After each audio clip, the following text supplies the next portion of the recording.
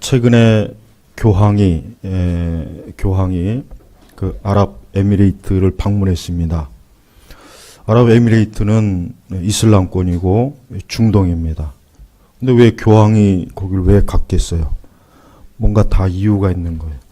우리가 이 세상을 성경적으로 우리가 파악을 하려면, 성경적으로 파악하려면 이스라엘과 교황, 이 두 세력이 어떻게 움직이는가를 잘 봐야 됩니다. 그러면은 이 세상이 지금 어떻게 흘러가고 있구나, 그렇게 상황을 파악할 수 있어요. 우리나라 사람들은 항상 보면은 진짜 우물한 개구리예요, 개구리. 여기 오늘 말씀에도 뭐 개구리가 나왔는데, 성경에서는 개구리는 이 더러운 것, 더럽고 아주 안 좋은 그 상징으로 하나의 생물로 하나 나오죠. 자, 우리 기독교인들은 온 세상을 성경적 관점으로 볼 수 있어야 됩니다. 특별히 예수님 오시는 그러한 마지막 최후, 우리는 그런 관점을 항상 염두에 두고 늘 신경을 써야 돼요. 그것은 우리의 신앙이 굉장히 중요한 겁니다. 왜 그렇습니까?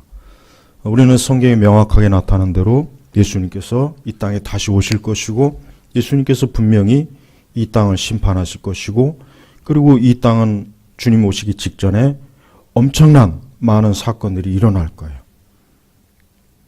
그러면 그러한 사건들이 분명히 어느 땐가는 일어날 것이고, 그리고 지금도 그러한 과정으로 계속해서 가고 있는 거예요. 우리 사람은 그 모든 과정을 몰라요. 그러나 하나님께서는 이 세상을 움직이는 목적이 있어요.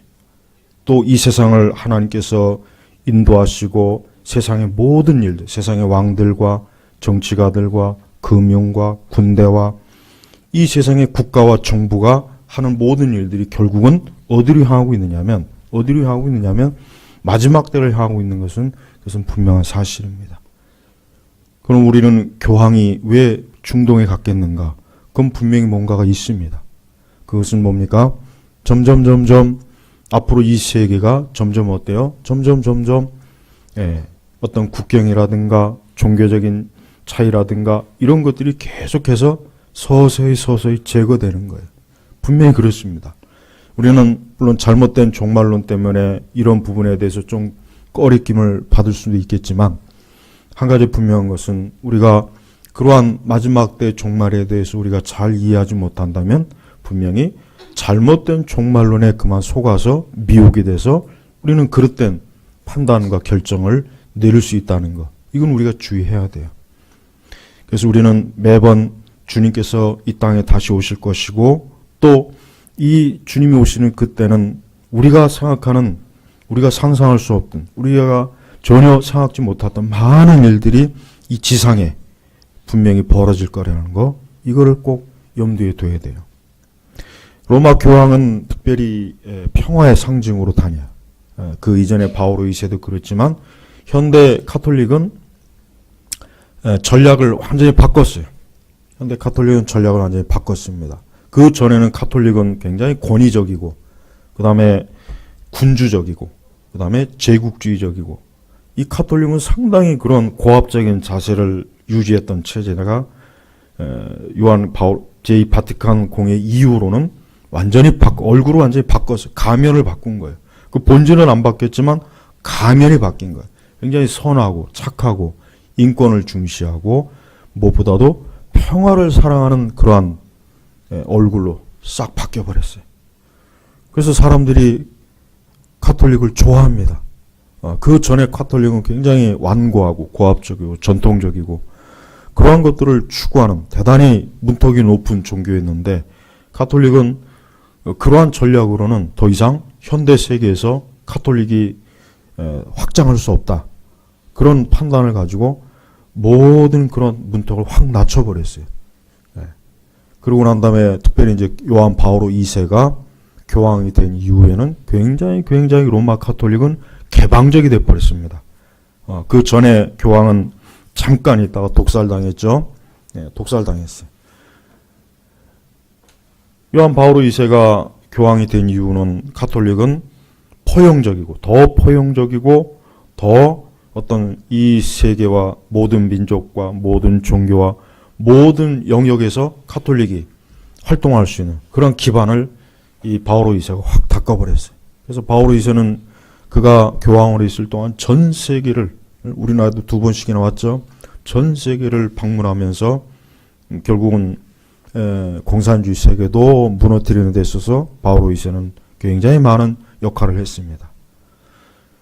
그리고 난 다음에 이제 잠깐 과도기 넘어서 지금의 이제 현 교황이 이제 나왔지만, 현 교황도 마찬가지예요. 현 교황도 가톨릭의 어떤 전통 교리나 가톨릭이 가지고 있는 그런 것들을 그렇게 중요하게 내세우지 않고 더 많은 개방적이고 더 많은 포용적인 전략으로 수많은 사람들한테 인기를 얻어요. 우리나라에 왔을 때도 굉장히 많은 사람들이 교황을 환영했죠. 굉장히 환영했단 말이에요. 또 이번에는 이제 중동 국가도 갈 정도로 중동에 있는 그 사람들이 교황을 좋아할 리가 없잖아요. 좋아할 리가 없거든요. 근데 굉장히 환영을 열렬하게 해요. 그러니까 그런 모습을 보면서 점점 우리가 사는 시대는 점점 적그리스도가 나오기 좋은 그런 세계로 가고 있구나. 점점 더 이 세계가 하나님의 참된 교회와 참된 성도들을 대적하는 그러한 세계로 가고 있구나 하는 것이 눈에 확 띕니다. 자, 오늘 말씀에 보면은 특별히 자 16절에 보면 그 영이 히브리어로 아마겟돈이라 하는 곳으로 왕들을 모았다. 아마겟돈. 이것은 헬라어로 무깃도산을 헬라어로 표현한 거예요. 원래는 히브리어로 무깃도인데 그 무깃도 있는 산을 여기서 히브리어로 다시 그러니까 헬라식으로 그냥 아마겟돈이라고 표현을 한 거예요. 원래 헬라식은 무깃도. 자, 나폴레옹은 이 무깃도의 평온을 보면서 무슨 말을 했냐면 전쟁을 하기 가장 좋은 것이다. 그렇게 딱 평을 했어요. 지금도 이 무깃도 평원을 이렇게 쭉 보면은 사진을 여러분 한번 나중에 인터넷에서 검색해 보시면은 이 무깃도는 굉장히 전략적으로 전쟁하기 좋은 것이에요. 길목입니다. 넓고 평야지대. 정말 수많은 군대들이 모여서 전쟁하기 딱 좋은 장소예요. 그래서 지금도 거기 관광 안내원들은 이곳은 선과 빛이 마지막으로 충돌할 장소라고 그렇게 가이드가 얘기한다고 합니다. 자, 이 무깃도 이곳이 무엇입니까? 여기가 어디입니까? 인류가 이제 마지막으로 전쟁을 벌일 것이에요. 마지막으로 전쟁을 벌일 것입니다. 그래서 분명히 12절에 보니까 여섯째 천사가 그의 대적을 큰 강 유브라테스에 쏟으니 그 강의 물이 말라 동방에서 오는 왕들의 길이 준비되었다. 이 동방에서, 그러니까 동쪽에서 수많은 군대들이 와서 이스라엘을 침략하는 거예요. 그 다음에 내가 용의 입과 짐승의 입과 거짓 선지자 입에서 개구리 같은 더러운 새 영이 나오는 것을 보았다. 그러니까 이 더러운 새 영은 무엇을 준비하는 겁니까? 무엇을 준비하는가? 그리스도를 대적하는 것이고, 그리스도를 대적하기 위해서 준비하는 것이고, 그 다음에 온 나라와 국가를 충동질해서 이 무깃도, 이 아마겟돈에서 모여서 전쟁을 하도록 모략을 꾸미는 거예요. 그래서 더러운 새 영, 그러니까 사단이죠. 악령이에요, 악령. 그래서 용의 입, 짐승의 입, 거짓 선지자 입에서 개구리 같은 더러운 새 영이 나오는 것을 보았다. 그 다음에 14절에 그들은 표적을 행하는 악령들인데, 이 정체가 뭐라고요? 악령들인데 전능하신 하나님의 큰 나라에 있을 전쟁을 위하여 온 세상의 왕들을 모으려고 그들에게 갔다. 온 세상의 왕들.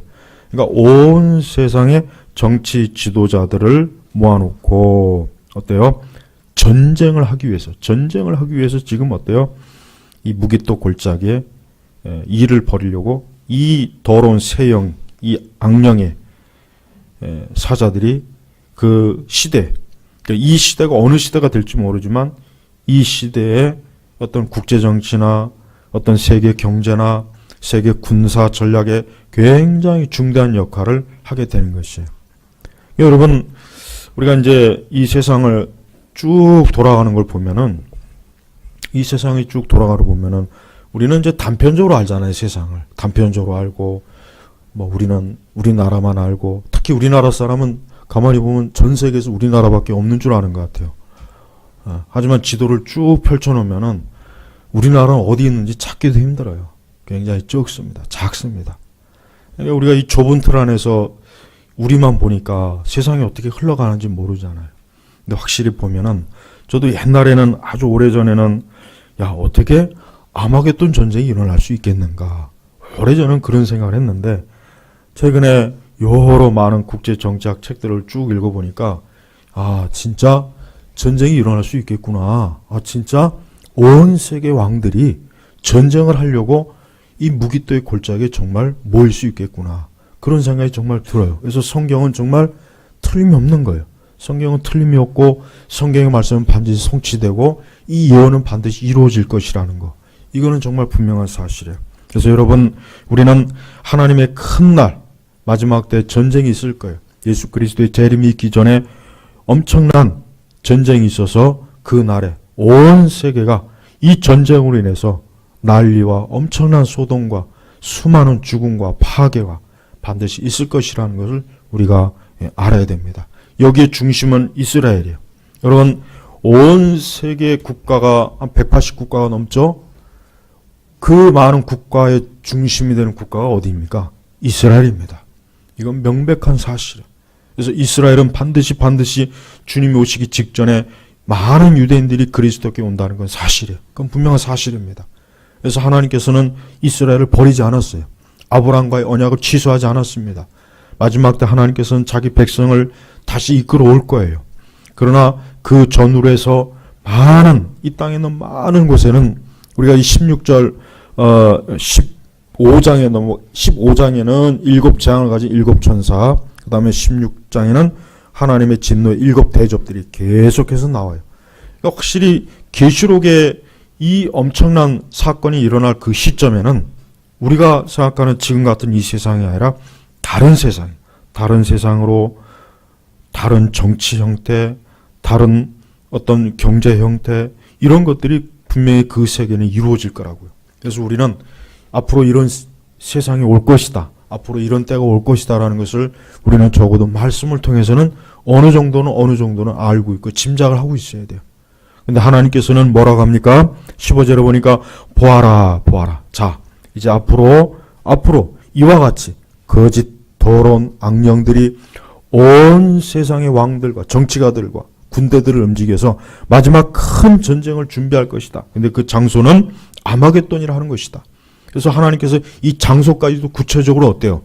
딱 지명을 예언해 놓으셨어요. 진짜 예언해 놓으셨어요. 그러니까 정확하게 마지막 때 이곳에서 전쟁이 일어날 거라는 것을 하나님께서 예비해 놓은 거예요. 자, 근데 중요한 건 15절에 여러분, 우리는 지나치게 종말에 대해서 자세하게 할 필요는 없어요. 자세하게 알 수도 없습니다. 자세하게 알 수가 없어요. 대략 마지막 때 큰 환란과 엄청난 재난과 이 지구상 전체 수많은 사람들이 창세기로 보지 못한 그런 재난과 큰 재앙을 볼 것이라는, 우리가 그 정도만 알 수 있지 더 구체적인 건 모릅니다. 더 구체적인 걸 알려고 억지로 막 역사를 막 짜깁기 하고 예언을 하고 하는 것은 불필요한 일이에요. 우리는 그런 짓을 하면 안 됩니다. 성경은 그런 것들에 대해서 얘기하잖아요. 중요한 것은 보아라. 즉 이러한 날이 있을 것이다. 앞으로 이러한 일이 있을 것이다. 그런데 내가 도둑같이 올 것이니. 신약 성경에도 이와 비슷한 말씀이 있죠. 내가 도둑같이. 여기서 내가 누굽니까? 예수님이요. 예수님이 도둑같이 올 것이니 누구든지 깨어서 자기 옷을 지켜 벌거벗은 채 다니지 않고 자기의 부끄러움을 보이지 않는 자가 복이 있다. 이거는 우리 성도들에게 주신 말씀이에요. 우리 신약교회 성도들에게 주신 말씀이에요. 그러니까 신약교회 성도들에게 경고를 한 거예요. 예수님께서 미리 경고를 해주신 거예요. 자, 봐라. 앞으로는 이러한 엄청난 일들이 이 세상에 있을 것이다. 그리고 마지막 때 하나님의 큰 전쟁의 날이 있을 것이다. 이것은 구약의 이사야도 예언한 것입니다. 여호와의 날이에요. 구약에 있는 모든 선지자들이 예언한 엄청난 대격변의 날이 뭡니까? 여호와의 날입니다. 그날은 크고 두렵고 무서운 날이고 피가 흐르고 온 세상이 뒤집어 엎는 날이라고 했어요. 이미 구약에 예언되어 있어요. 그래서 이 신약의 요한 사도도 마지막 때 이런 계시를 받았는데, 자, 그런데 중요한 것은 내가 도둑같이 올 것인데 누구든지 깨어서, 바로 이러한 날을 너희들이 앞두고 있기 때문에 깨어 있으라 이거예요.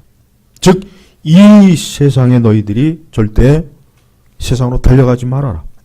세상의 멸망의 장소로 너희 거기 합류하지 말아라. 너희가 영적으로 무장을 게을리하게 되면 너희는 부끄러움을 당할 것이다. 그래서 자기 옷을 지켜, 자기 옷을. 이 옷은 무슨 옷입니까? 의의 옷이에요. 의의 옷, 의로운 옷이에요. 그러니까 하나님의 백성들은 그리스도를 통해서 의로운 백성으로, 거룩한 백성으로 삼아 주셨어요. 그래서 흰 세마포 옷을 입히셨어요. 그런데 그것을 잘 지켜라. 너희 자신을 더럽히지 말아라. 너희 자신을 세상에 의해서 더럽히지 말아라. 너희 자신을 악령에 의해서 더럽히지 말아라. 너희 자신을 죄로 인해서 더럽히지 말아라.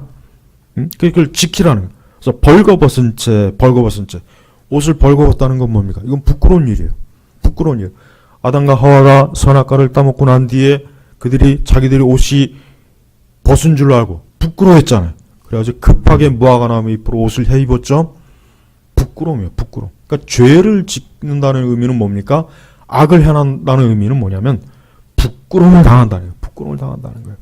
구약성경 예레미야 5장 25절에 이런 말씀이 있습니다. 예레미야 5장 25절은 너희 죄악이 이러한 것들을 물리쳤고 너희 죄가 너에게 오는 좋은 것을 막아 그것들이 너에게 이르지 못하게 하였으니. 그러니까 죄를 지으면은 좋은 것이 안 오는 거예요. 그러니까 우리가 죄를 짓게 되면 하나님께서 우리를 위해서 좋은 것을 주려고 예배 놨다가도 안 되겠다. 그러니까 죄는 좋은 것을 가로막는 거예요. 가로막습니다. 가로막아요. 그래서 성경에 너희 죄가 너희에게 오는 좋은 것을 막아. 그러니까 여러분, 하나님 말씀에 따르지 않고 죄를 지면 좋은 게 안 옵니다. 좋은 게 막히는 거예요. 그 죄가 답은 구실을 하는 거예요. 여러분, 좋은 걸 얻고 싶어요? 하나님께로부터 여러분이 삶에 필요한, 여러분의 인생에 필요한 좋은 걸 얻고 싶죠? 그럼 철저하게 그리스도에게 순종해야 돼요. 주님이 기뻐하시는 길로 가야 돼요. 주님의 뜻을 순종해야 돼요. 주님의 길을 가야 돼요. 그럼 주님이 우리에게 좋은 걸 줘요. 근데 대부분 보면은 좋은 것을 자기가 찾으려고 해요. 좋은 것을 자기가 찾고, 자기가 구하고, 자기가 얻으려고 해요. 근데 안 됩니다. 하나님이 허락하지 않으면 안 돼요. 여러분의 삶에 좋은 걸 원합니까? 그러면은 주님의 뜻 가운데 살면 돼요. 그렇게 하지 않으면서 내가 좋은 것을 찾을 거야. 좋은 것을 구할 거야. 좋은 것을 얻을 거야. 하나님 막는다니까요. 하나님 막아버려요. 예레미야 5장의 말씀이 너희 죄악이 이러한 것들을 물리쳤고 너희 죄가 너에게 오는 좋은 것을 막아. 우리 수많은 성도들이 하나님 앞에 그만 잘못해서 죄를 져서 불순종해서 하나님께서 주시려고 하는 좋은 것을 받지 못하는 일들이 많아요. 하지만 늦지 않았어요. 이제라도 하나님이 기뻐하시는 하나님의 자녀로서 온전하고 합당한 길로 가면 하나님께서 그 막아놨던 좋은 것을 주십니다. 하나님은 주시는 분이에요. 하나님은 인색한 분이 아닙니다. 하나님 자기 백성들에서 항상 좋은 걸 예비해 놓으셔요. 좋은 걸. 여러분 할 수 있으면 우리 성도들이 이 세상을 사랑할 때 하나님께부터 좋은 걸 얻어야 돼요. 좋은 걸. 그래서 여러분 기도할 때 하나님 좋은 것을 주세요. 여러분이 구하는 어떤 것이 있을 거 아니에요. 그것이 무엇인지 괜찮아요. 하나님 좋은 것을 주세요. 좋은 사람을 주세요. 좋은 것, 좋은 집, 좋은 환경, 좋은 상황. 하나님 앞에 그거 구하는 거 죄 아닙니다. 근데 우리가 그렇게 구하는데 기도는 그렇게 하면서 막상 하나님의 뜻을 불순종해요. 하나님 기뻐하지 않는 길로 가요. 죄를 져요. 그러면 하나님께서 막아버리는 거예요. 막는 거예요. 막아서 하나님께서 우리가 좋은 걸 얻지 못하게 하는 것입니다. 여러분, 하나님을 기쁘시게 하고 하나님의 뜻을 추구하면요. 하나님은 부족한 게 없거든요. 하나님의 창고는 너무 좋은 것들이 많아요. 하나님께서는 자기 백성들에게 그 모든 걸 다 주고 싶어요. 근데 자기 백성들이 자꾸 불순종하고 자꾸 하나님의 뜻을 거스르고 자꾸 계명을 따르지 않고 자꾸 의와 거룩을 추구하지 않으니까 안 되겠다, 안 되겠다. 그냥 막아버리는 거예요. 막는 거예요. 그러니까 여러분, 올해 우리 성도님들이 좋은 걸 얻고 싶습니까? 좋은 것이 오는 것을 원합니까? 그러면 하나님 앞에서 늘 하나님이 기뻐하시는 모습으로 그렇게 살아가면 돼요. 그러면요, 내가 그렇게 얻으려고 하고 그렇게 찾고 그렇게 구해도 못 얻었던 거 그냥 하나님께서 정말 주셔요. 정말 주십니다. 주신단 말이에요. 그러니까 그건 하나도 어려운 거 아니에요. 그게 어려운 게 아니라 중요한 것은 내가 하나님 앞에 온전한 거, 하나님 기뻐하시는 길로 가는 거, 이게 중요한 거예요. 괜히 시간 낭비, 인생 낭비하지 말고 헛된 데 시간 쓰지 말고 하나님이 기뻐하는 것만 해보세요. 그럼 하나님께서 생각지도 못하게 전혀 우리는 생각지도 못했는데 하나님께서 좋은 것들로 우리를 어때요? 만족해 주시는 거예요. 여러분, 제발 하나님 기뻐하시는 길을 가요. 항상 생각해요. 내가 이렇게 해서 좋은 것을 막을지, 내가 이렇게 해서 좋은 것을 막을지, 아니면 이렇게 안 해서 좋은 것을 얻을지 냉정하게 계산해요. 그렇게 계산해요. 그 원하는 대로 하세요. 좋은 걸 얻고 싶으면은 하나님 뜻대로 가요. 그러나 난 좋은 거 필요 없어요. 그럼 하나님께 불순종으로 가면 됩니다.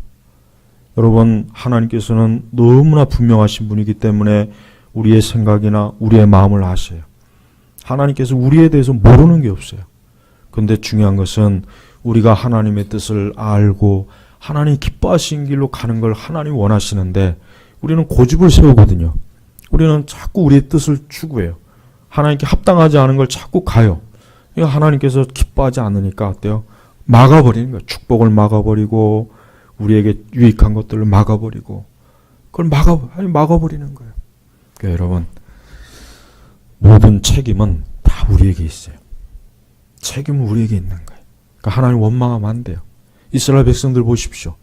하나님께서 부족함 없이 다 줌에도 불구하고 자꾸 불순종하니까 하나님께서 저들에게 재앙을 주잖아요. 자꾸 재앙을 주는 거예요. 누구 때문에 그렇습니까? 불순종하는 이스라엘 때문에 그러는 거예요. 하나님께서 성격이 괴팍해서 그런 게 아니에요. 하나님께서 나빠서 그런 게 아니에요. 어떤 분들이 이런 생각하는 분들이 있을 거예요. 왜 하나님은 나한테 안 좋은 것만 주시는 것 같아?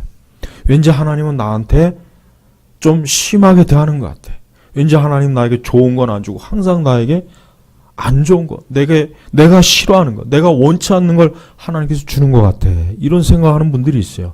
정말 그런 생각 하시는 분들은 한번 곰곰이 생각해 봐요. 그럼 나는 하나님 기뻐하시는 길로 갔나? 그렇게 생각하는 나는 하나님께 순종하는 길로 갔나? 그걸 먼저 생각해야 돼요. 그걸 생각하지 않고 자꾸 하나님 원망하면 안 돼요. 하는 거 싫어합니다. 이 말씀은 냉정해요. 너희 죄가 너에게 오는 좋은 것을 막았다. 옛 성경 번역은 더 번역을 잘 해놨어요. 지금 이 바른 성경보다 더 잘 해놨어요. 옛날 성경 나중에 가서 찾아보세요. 너에게 오는 좋은 것. 자, 여러분, 우리 주님께서는 우리 성도들에게, 우리 신약교회 성도들에게 내가 도둑같이 올 것이다. 언제 어느 때 올 것인지 모르는데 너희들은 모른다. 알 필요가 없다. 그러나 누구든지 깨어서 자기 옷을 지켜 벌거벗은 채 다니지 않고 자기 옷을 지켜. 여러분, 우리 성도들이 지켜야 될 게 뭡니까? 우리 성도들이 지켜야 될 것은 하나님의 자녀로서 거룩과 경건함을 지켜야 돼요. 하나님의 자녀로서 하나님의 백성다운 것을 지켜야 돼요. 우리가 그것을 잃어버리게 되면 우리는 부끄러운 거예요. 부끄러운 거예요. 그게 벌거벗었다는 표현이 뭡니까? 옷을 벌거벗으면은 얼마나 부끄럽습니까? 옛날 우리 그 전래 동화 있죠? 전래 동화. 나는 이 말씀을 이렇게 보면서 연구하면서 그 전래도 선녀와 나무꾼. 물론 뭐 요즘 버전은 또 달라졌어요. 옛날 선녀와 나무꾼은 너무나 참 순진한 나무꾼과 선녀가 그 나무꾼이 결혼을 하고 싶어서 선녀 옷을 몰래 훔쳤는데 요즘 버전은 일부러 선녀가 자기 옷을 나무를 가져가도록 또 그렇게 바뀌었더라고. 동화도 참 바뀌어요.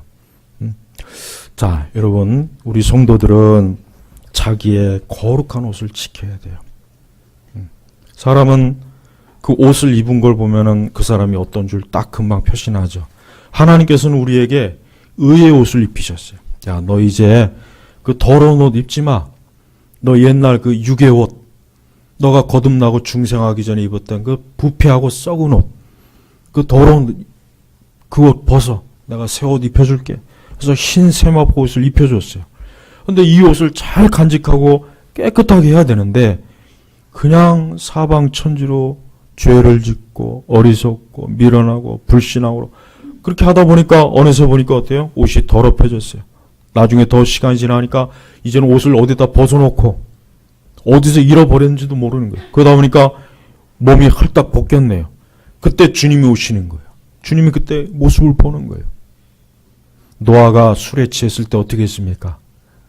옷을 홀딱 벗었죠. 근데 그 벗은 몸을 보고 셋째 아들은 부끄럽다고 막 형들에게 가서 그냥 막 흉을 본 거예요. 근데 그 나머지 형들은 뒤로 돌아가면서 뒤로 아버지의 그 벗은 모습을 보지 않으려고 뒤로 돌아가면서 그 아버지의 부끄러움을 가려줬잖아요. 그러니까 하나님께서 그 함을 저주한 거 보십시오. 그러니까 노아도 어때요? 노아도 그 부끄러운 가운데 있었던 거예요. 사실 노아도 잘못했죠. 술에 취해갖고 포도주를 먹고 취해갖고 그냥 인사불성이 돼가지고 옷을 다 벗고 잠을 자버린 거예요. 그러니까 부끄러운 거예요. 그러니까 노아도 사실은 그런 면에서 부끄러운 거예요. 이 말씀이 불순종한 거예요.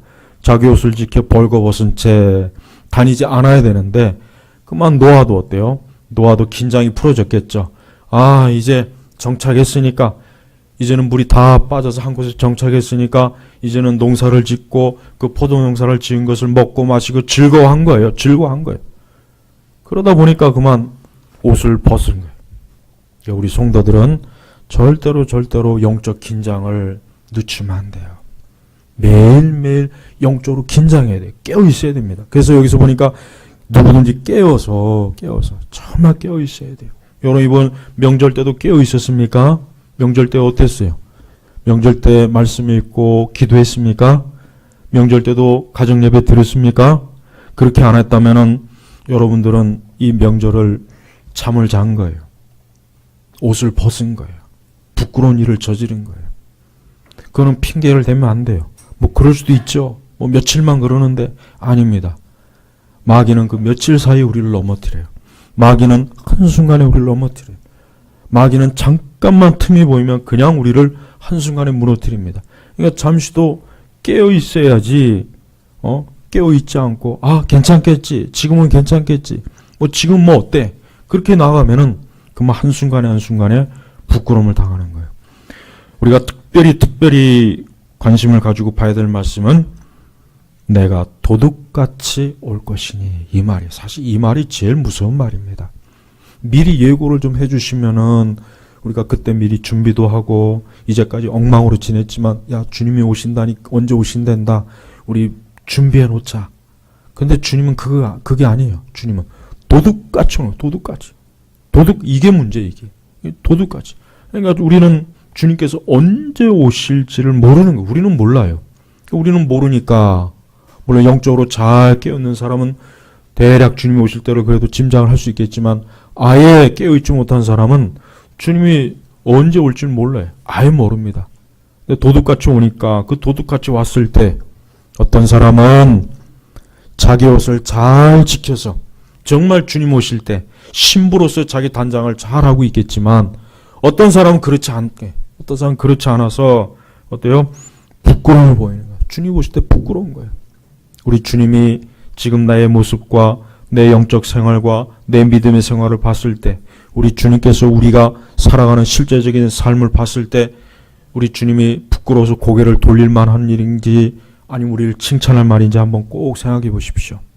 우리는 늘 그걸 염두에 둬야 돼요. 그러니까 절대 안일하게 있으면 안 됩니다. 안일하게 있지 말고 항상 이 말씀 그대로 자기 옷을 지켜 벌거벗은 채 다니지 않고 늘 하나님 앞에 단정하게 깨끗하게 그렇게 잘 차별을 갖춘 사람으로서 그런 영적 옷을 입은 자로서 어때요? 늘 갖추라는 얘기예요. 지금은 더욱더욱 이 말씀이 우리에게 필요한 말씀입니다. 왜 그런지 아십니까? 점점 우리가 사는 이 세상을 보면 더욱 이 말씀 그대로 서서히 이루어지고 있어요. 온 세계를 보면 확실히 하나의 목적이 있습니다. 온 세계의 목적은 하나가 있어요. 이때로 지금 가는 거예요. 이때로 지금 가고 있는 거예요. 미국이나 러시아나 중국이나 일본이나 우리나라나 북한이나 유럽이나 북미나 남미나 동남아시아나 아프리카나 여러분 이 세계가 굉장히 넓지만은 이 세계가 지금 하나의 목적으로 계속 가고 있고 그리고 이 적그리스도는 반드시 이 하나의 세계의 유일한 통치자가 될 거예요. 유일한 통치자가 되어서 온 세계를 뭡니까? 그리스도를 대적하는 세계로 만들 겁니다. 그리스도를 대적하는 세계로 만들 거예요. 그 세계를 만드는 거예요. 지금도 이 마귀와 악령은 자기의 수와 자기의 종들을 통해서 그 세계를 지금 계속 만들고 있어요. 만들고 있단 말이에요. 그걸 주님이 우리에게 말씀으로 정확하게 지금 말씀해 주고 있는 거예요. 우리가 비록 그 세세한 사정을 알 수 없지만 한 가지 분명한 것은 지금 계속 그 세계로 가고 있고 마지막 때 큰 전쟁이 일어나서 결국 주님이 오실 것이라고 하는 거. 이게 이 세상의 결말인 거예요. 하지만 여러분 우리가 그 모든 것들에 대해서 잘 몰라도 상관없습니다. 중요한 것은 15절이 제일 중요한 거예요. 우리의 옷을 지키고만 있으면 상관없어요. 내 옷을 지키자. 의의 옷을 지키자. 그리스도께서 내게 주신 옷을 지키자. 거룩의 옷, 성결의 옷, 믿음의 옷, 기도의 옷을 늘 입고 있는 거예요. 늘 하나님 앞에서 우리 스스로 내 영혼을 기준으로 삼는 삶을 사는 거예요. 매일매일의 삶을 자기 영혼을 기준으로 사는 거예요. 육의 기준이 아닙니다. 우리는 영적인 것을 더 우월하게 여겨야 돼요. 물론 육도 중요하긴 해요. 그러나 굳이 순서를 매기자면 영적인 게 더 중요한 거예요. 그래서 내 영혼을 위해서 사는 거예요. 성도와 믿지 않는 불신자의 삶은 확실히 차이가 납니다. 확연하게 차이가 날 수밖에 없어요. 왜? 성도는 영적인 걸 우선으로 여기고 영혼을 중심으로 살지만 하나님 믿지 않는 불신자들은 육이 전부예요. 그들은 영이 죽어 있잖아요. 육이 전부예요. 모든 계획, 모든 생각, 자기의 모든 취향, 자기의 모든 것들이 자기 육을 중심으로 사요. 자기 인생 자체가 육의 중심이에요. 모든 삶의 계획, 오직 육적이에요. 여러분이 뭘 하든지 항상 제일 먼저 기준이 될 게 뭐냐면 내가 이러한 결정과 이렇게 하는데 이것이 내 영혼에 정말 유익한 것이 아닌지 그것부터 생각해야 돼요. 뭘 해도 좋아요. 하여튼 뭘 해도 좋습니다. 뭔 계획을 세우든 무슨 결정을 내리든 뭘 하든지 다 좋은데 그 전에 진지하게 하나님 앞에 내 영혼에 유익하냐 아니냐 이걸 먼저 생각해야 돼요. 근데 대부분의 성도들은 그거 생각 안 하더라고요. 그거는 뒷전이에요. 그걸 혹 생각했다고 할지라도 이렇게 하면 내 육체가 내 육신의 것, 내 육체의 계획, 내 육의 인생의 계획이 마이너스가 생기는데 손해가 생기는데 별로 재미가 없는데 별로 난 반갑지 않아. 슬그머니 영적인 것보다는 육적인 계획을 더 우선으로 여겨요. 제발 그러지 마세요. 그러지 않는 게 뭡니까? 자기 옷을 지키는 거예요. 자기 옷을 지키는 게 쉬운 것 같습니까? 왜 주님이 지키라고 했겠어요? 지키는 게 어려우니까 그러는 거예요. 한순간 잠깐 눈을 돌리면 어느새 금세 내 의의 옷을 낚아챌 이 세상과 마귀가 항상 내 주변을 돌아다니는 거예요. 그러니까 지키는 게 어렵잖아요. 어렵단 말이에요. 여러분 이 소매치기들은 진짜 눈 깜짝할 사이예요. 정말이에요. 정말 1류급 소매치기들은 정말 이건 귀신이 한 것처럼 한순간에 우리의 소유물을 가져가요. 이 세상이 그래요. 이 마귀는요. 이 성도의 것을 가져가는 데는 말 그대로 귀신입니다. 귀신. 말 그대로 귀신이에요. 귀신같이 하긴 귀신이 귀신같이 가져가야지 별 수 있겠어요. 그러니까 성도도 그에 못지않게 우리는 어때요? 성령에 충만해야 돼요. 제발 성령에 충만해야 돼요. 성령에 충만하지 않으면은 정말 귀신들이 귀신같이 우리의 것들을 주님이 우리에게 주신 의의 옷을 낚아채 가서 그만 벌거벗는 거 부끄러운 거예요. 창피한 거예요. 여러분 지금 여기서 옷을 다 한번 벗고 있으면 어떻게 하겠어요? 얼마나 부끄럽게, 얼마나 창피하겠어요. 근데 왜 우리가 영적으로 벌거벗은 거에 대해서는 그렇게 천하태평이고 오히려 더 벗으려고 애를 써요. 또 벗으려고. 아닙니다. 그렇게 하지 마세요. 여러분, 우리 예수님께서 하신 이 말씀은 굉장히 심각한 말씀이에요. 왜 이런 말씀을 했겠습니까? 분명히 이때 많은 성도들이, 많은 신자들이 벌거벗은 채 돌아다니다가 도둑같이 오신 주님을 정면으로 딱 마주치는 거예요. 그때 주님을 마주치는 그 사람의 눈길이 어떻게 했어요? 어디로 향하겠습니까? 주님을 똑바로 볼 수 있을까요? 아니에요.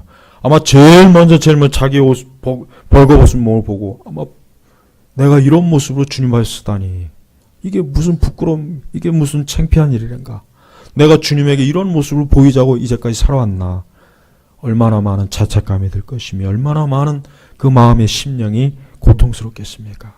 여러분, 제발 자기 옷을 지켜 벌거벗은 채 다니지 않고 자기의 부끄러움을 보이지 않는 자가 뭐라고 했습니까?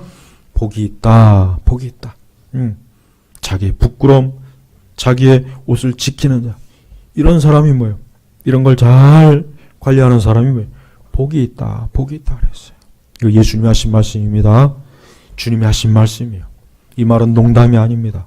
반드시 이 말대로 될 거예요. 어떤 사람은 분명히 그때 가서 이 말씀을 잘 염두에 두었다가 정말 주님 앞에서 자기를 지키고 부끄러움 보이지 않아서 주님께로부터 너는 참 잘했구나. 너는 참 잘했구나. 내가 너를 볼 때 너의 그 아름다움과 존경을 보니까 너무너무 기쁘다. 근데 어떤 사람은 주님이 볼 때 너의 그 부끄러움을 봐라. 너의 그 벌거벗은 수치를 봐라. 얼마나 창피하냐. 너와 너 자신을 봐라. 얼마나 창피하냐. 이런 말씀으로 주님이 책망할 거란 말이에요. 우리가 그런 책망을 들으면 안 됩니다. 그래서 여러분, 올 한 해 제발 주님이 여러분에게 주신 옷을 잘 지키세요. 그 옷을 누구도 빼앗아가지 못하게 하세요. 누구도. 또한 여러분의 부끄러움을 보이지 않게 해야 돼요. 이건 뭡니까? 늘 회개생활 하라는 거예요. 늘 회개생활. 하나님 앞에 늘 죄를 회개하고 하나님 앞에 합당하지 못한 거 회개하고 하나님 보시기에 합당하지 못한 거, 혹 주님이 나에게 책망한 거, 주님이 나에게 지적한 거, 주님이 나에게 너 이거 이렇게 하지 마. 너 이렇게 왜 이렇게 하니? 너 이렇게 하는 게 아니야. 너 그 길로 가지 마. 너 그렇게 하지 마. 주님께서 분명히 우리 마음에 책망한 거 있으면 그걸 빨리 회개하고 돌이켜야 돼요. 그걸 계속 그대로 놔두면은 그 부끄러움이 돼서 그대로 주님 앞에 나중에 보여지는 것이란 말이에요. 여러분, 예수님이 얼마나 우리를 사랑하십니까? 우리를 얼마나 사랑하시는지 우리를 이렇게 구별시켜 주는 거예요. 우리를 구별시켜 주려고 이렇게 말씀으로 우리를 깨워주는 것입니다. 수많은 사람들이 이와 같은 말씀을 잘 들었다면 좋았겠지만 또 수많은 사람들이 이러한 말씀을 잘 듣지 못해서 주님께로부터 부끄러움과 책망을 얻고 복을 얻지 못하는 사람들도 많이 있을 것입니다. 16절에 보면 그 새 영은 뭡니까? 13절에 더러운 새 영입니다. 이 더러운 영이에요. 성령은 말 그대로 깨끗한 영이지만 악령은 더러운 영이에요. 그래서 이 더러운 새 영이 히브리어로 아마겟돈이라 하는 곳으로 왕들을 모았다. 이 왕들을 누가 모았다고요? 이 더러운 영이 모은 거예요. 여러분, 이 정치라는 것도요, 가만히 보면 이 정치는, 이 배후에는 이 정치는 영적인 게 도사리고 있어요. 그러니까 우리 그리스도인들이 정치에 대해서 자꾸 정치를 자꾸 영적인 것과 분리시키면 안 돼요. 난 그게 너무 답답해요. 근데 그렇게 얘기해도 여전히 싫어하더라고요. 자, 보세요. 새 영이 누가? 새 영이 히브리어로 아마겟도라는 곳으로 누구를? 왕들을 모았다 그랬잖아요. 미국의 대통령을 지금 누가 움직이겠습니까? 그 배후에는 분명히 하나님의 역사가 있어요. 마귀도 역사합니다. 우리나라 대통령도 마찬가지고 중국도 마찬가지고 러시아도 마찬가지고 유럽도 마찬가지예요. 이 세상의 통치자들은 하나님이 그냥 세운 게 아니에요. 하나님께서 할 일 없어서 세운 게 아닙니다. 하나님께서는 이 세상의 통치자들을 통해서 하나님께서 이 세상을 움직이시고 이 세상을 돌게 하시는 계획을 그들을 통해서 하나님이 수행하시는 거예요. 그래서 여러분, 우리는 왜 성경에서 왕들을 위해서 기도를 많이 해라, 위정자들을 위해 기도 많이 하라 그랬잖아요. 성경에 기도하라 그랬단 말이에요. 그건 다 뭡니까? 하나님께서 그들을 통해서 뭔가 하시는 거예요. 근데 우리가 기도를 하면 할수록 우리가 그들을 통해서 유익을 얻지만 우리가 기도를 하지 않으면, 우리가 정치가들을 위해서 기도하지 않으면 그들로부터 유익을 못 얻는 겁니다.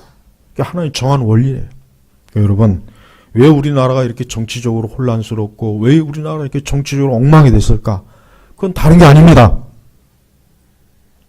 신자들이 기도하지 않았기 때문에 그래요. 위정자들을 위해서 기도하지 않고 정치를 위해서 기도하지 않아서 그런 거예요. 국가를 위해서 기도하지 않은 거예요. 온통 그냥 자기만을 위해서 기도하고 자기만을 생각하니까 이 세상 질서, 이 나라의 질서, 사회 질서가 엉망이 돼버린 거예요. 근데 그렇게 되고 나니까 우리가 살기 힘든 거예요. 우리 성도들이 살기 힘들고 교회가 살기 힘들고 교회가 사역하기 힘들고 믿는 자들이 살기 어려운 곳으로 자꾸 바뀌잖아요. 여러분, 기도를 많이 해야 돼요. 저도 뭐 그냥 탄핵 이후에 이런 이렇게 인터넷 방송이나 이렇게 나가봤지만 제가 결론적으로 얘기하면 그거 아무 소용이 없어요. 가만히 보니까 아무 소용이 없는 거예요. 그럴 시간 있으면 더 기도를 했으면 더 나았을 뻔했다. 이런 생각도 한편 해요. 물론 우리가 알아야 될 것을 좀 알고 그것도 중요하긴 한데 그것보다 더 중요한 것은 하나님 앞에 기도하는 게 더 중요하다. 우리 교회가요, 다른 어떤 것보다도 이 나라를 위한다면 정말 우리 교인들 기도해야 됩니다. 옛날에 우리나라 한국교회는 늘 모이면 나라 민족을 위해서 늘 기도했어요. 예. 저는 근데 예전에 어릴 때나 학생 때는 무슨 나라 위해서, 나라 민족을 위해서 뭘 기도를 하냐, 그런 생각이 들더라고요. 뭐 나라를 위해서 맨날 그냥 기도하자고 그냥. 좀 짜증이 나더라고요, 그때. 근데 지나고 보니까 그게 아닌 거예요. 왜냐하면 그 시대 성도들은 나라 민족이 개판이 되고 전쟁이 나고 기근이 나고 나라를 빼앗기면 어떻게 되는지를 체험했던 분들이니까 나라 민족을 위해서 하나님 앞에 기도를 했던 거예요. 근데 그런 걸 겪어보지 못한 세대는 무슨 나라 민족을 뭘 기도를 하냐, 뭐 할 게 뭐가 있다고. 근데 돌이켜보니까 잘못 생각한 거예요. 근데 결과적으로 우리가 지금 나라가 지금 이 모양 이 꼴이 된 게 보십시오. 그만큼 교회가 기도하지 않고 하나님께 매달리지 않고 이 새 영, 이 더러운 새 영들이 이 대한민국과 이 한국 사회와 한국의 정치와 경제와 문화와 사회를 이 새 영들이 휘젓고 다니도록 우리는 그냥 가만히 놀고 있었던 거예요. 잠을 자고 있었던 거예요, 교회가. 그래서 교회가 여러분 기도해야 돼요. 그래서 여러분 제발 이제는 인터넷 안에 들어가서 그런 거 할 필요 없어요. 그런 거 하지 마시고 이제는 기도를 많이 하세요. 하나님께서 이 나라를 다시 회복시켜 주시고 다시 이 나라가 좀 온전해지도록, 다시 좀 정상으로 돌아오도록, 다시 좀 모든 것들이 제대로 바른 법, 바른 위정자, 바른 사회 질서가 세워지도록 우리는 그렇게 기도해야 됩니다. 그게 우리가 할 일이에요. 우리가 세상에 나와서 유세를 하고 한다고 해서 사실 별로 변하는 건 없어요. 돌이켜보면 변하는 거 없습니다. 변한 거 있습니까? 우파에서 그렇게 난리 부르스를 쳐도 변한 거 있습니까? 별로 변한 거 없잖아요. 하지만 기도하는 사람이 있으면 변해요. 그러니까 여러분 기도하셔야 돼요. 나라 민족을 위해서도 기도하고, 여러분 자신을 위해서도 기도하고, 여러분의 자녀를 위해서도 기도하고, 여러분 가정을 위해서도 기도하고, 나 자신을 위해서도 기도하고, 기도해야 됩니다. 그래야 이 더러운 새 영이 활개를 치지 못해요. 그래야 이 더러운 새 영이 활개를 치지 못합니다. 결론적으로 요한계시록은 이 세상의 마지막 때 많은 모습들을 우리에게 말씀해 주시지만 많은 말씀들이 우리가 아직 이해하기 힘든 말씀이에요. 그러나 한 가지 분명한 건 마지막 최후의 인류의 하나님의 큰 전쟁은 아마겟돈이라는 곳에서 일어날 것이고, 그리고 그곳에서는 온 세상의 군대들이 모여서 이 더러운 새 영이 모여가지고 그리스도를 대적하도록 한다는 거, 요거 한 가지만큼은 분명하니까 우리는 주의 하신 말씀대로 누구든지 깨어있는 것, 자기 옷을 지키는 것, 벌거벗은 채 돌아다니지 않는 것, 자기의 부끄러움을 보이지 않는 것, 우리가 할 일은 이거예요. 우리는 이걸 잘하라는 거예요. 이걸 잘해라 이거. 너희가 이걸 잘하면 된다. 나머지 건 신경 쓸 거 없다. 나머지 건 주님이 알아서 할 것이니까 너희는 너희 자신의 영혼을 잘 지키고 의를 지키고 거룩함을 지키면 된다. 바로 이것입니다. 우리 성도 여러분, 또 한 주간 살아가요. 또 한 주간 살아가죠. 요 말씀을 기억하세요. 그리고 항상 매일매일 아침 저녁으로 여러분의 영혼을 생각해요. 내 영혼, 항상 내 영혼. 시편에 보면 내 영혼아, 내 영혼아, 내 영혼아, 그런 말씀 많이 나오죠. 그만큼 다윗은 자기 영혼을 중히 여기는 것입니다. 제발 우리가 항상 자기 영혼을 중히 여기는 삶을 매일 살아간다면 하나님께서 여러분에게 이 땅에서 뿐만 아니라 영원한 세계에서까지 여러분을 위해서 좋은 것들을 풍성하게 베푸실 것입니다. 그러한 축복을 다 받으시기를 주의 이름으로 축원합니다. 기도하겠습니다. 하나님 아버지 감사합니다. 오늘 이 시간에도 하나님의 거룩한 말씀을 통해서 세상의 마지막 때와 마지막에 있을 일과 또 우리 성도가 그러한 때를 준비하고 그러한 때를 맞이할 때 우리 자신이 어떠해야 되는지를 말씀을 통해서 교훈을 받습니다. 주님, 오늘 이 시간에도 이 말씀을 들은 귀한 모든 영혼들, 우리 교우들, 우리 성도들이 이 말씀 그대로, 주님이 하신 이 말씀 그대로 순종하고 따름으로 하나님께 복 있는 자가 되도록 이끌어 주시옵소서. 감사드리며 살아계신 우리 주 예수님의 이름으로 기도 올렸습니다. 아멘.